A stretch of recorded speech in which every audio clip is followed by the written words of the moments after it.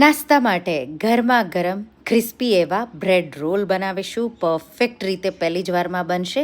Detail recipe મેં title પાસે આપેલી છે. તો અહીંયા તમે બટેટા વડાનો મસાલો કરો એ રીતે પણ મસાલો કરી શકો.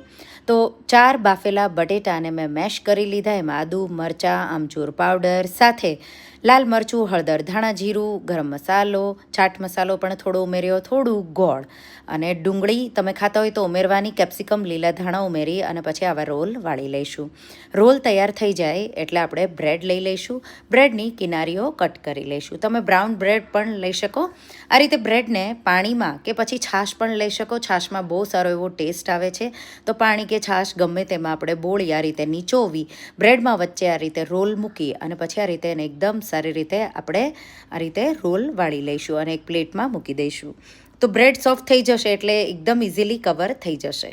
હવે આ રીતે આપણે તેલ ગરમ કરી લઈશું. ગેસની ફ્લેમ હાઈ રાખી જેટલા રોલ આવે એટલા આપણે ઉમેરી દઈશું. બે સાઈડથી ગોલ્ડન બ્રાઉન આવો કલર થઈ જાય અને ક્રિસ્પી થઈ જાય એ રીતે આપણે એને તળી બહાર કાઢી લઈશું.